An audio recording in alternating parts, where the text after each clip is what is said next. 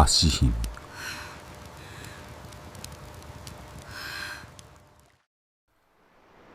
橋姫の社山城の国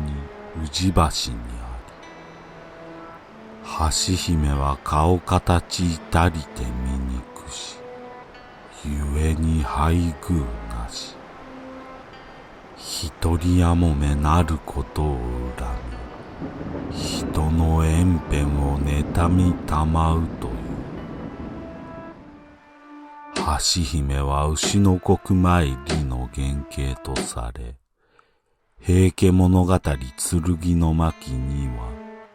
こんな話がある。嵯峨天皇の時代、ある公家の娘が嫉妬に狂い、貴船の社に詣で7日間こもり、我が貴船大明神よ、7日間こもりたる暁に、我を生きながら貴人にしたまえ、妬ましい女を取り殺したいのじゃ、と願った。明神は娘を哀れに思い、まことに不憫なり、本当に鬼になりたくば、姿を改め宇治川に行き、21日の間浸かるがよい、と告げた。娘は喜んで都に戻り、人気のない場所で、長い髪を5つに束ね角を作り、顔体を赤く塗り、金輪を逆さにかぶって3本の足に松明を燃やし、さらに松明を加えて両端に火をつけ、人々が寝静まった夜更けに大和王子へ出て、南を指して走り出した。頭からは5つの炎が燃え上がり、眉は太く、お歯黒をつけた顔も体も真っ赤な、まさに鬼の姿で走りゆく姿を見た人々は、気を失い倒れて死んでしまったという。このごとくにして宇治川に行き、21日の間浸かると、明神は霊言を表して、女は生きながら鬼となる。宇治の橋姫とはこれのことである。橋姫は妬ましく思っていた女の縁者、自分を捨てた男の家族もろとも、身分も男女も問わず、思いのままに取り殺した。男を殺すときには女に化け、女を殺すときには男に化けて殺した。都中の人々は、猿の時を過ぎると、人の出入りをやめて、門を閉ざし、息を潜めた。その頃、摂津の神、源頼光には、綱、金時、貞道、末武の四天王が仕え、中でも綱は四天王の中でも随一と謳われていた。頼光に一条大宮への用事をことづかった綱が、夜の闇の中、馬を走らせて、一条戻り橋に差し掛かったとき、肌が雪のように白く、美しい20歳ほどの女に出会った。このようにして、平家物語剣の巻では、いわゆる一条戻り橋の鬼の物語につながってゆく。一条戻り橋の鬼こと茨城童子が女の姿で人を襲うのも納得である。鬼となった橋姫も平家物語剣の巻で語られる以前には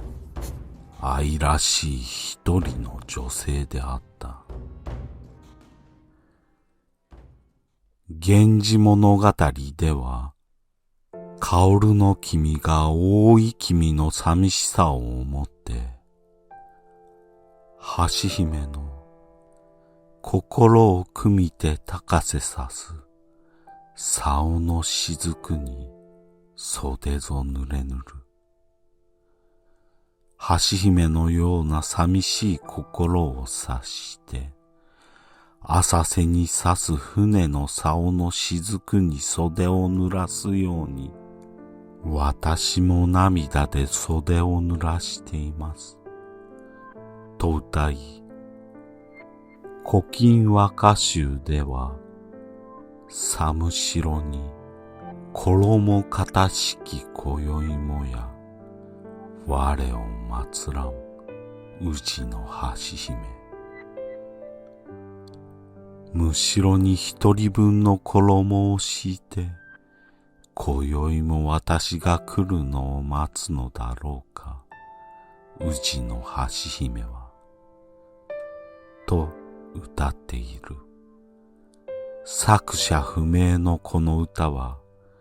山城の国不時一文に由来していると言われ、こんな話がある。宇治の橋姫がつわりでわかめを食べたいというので、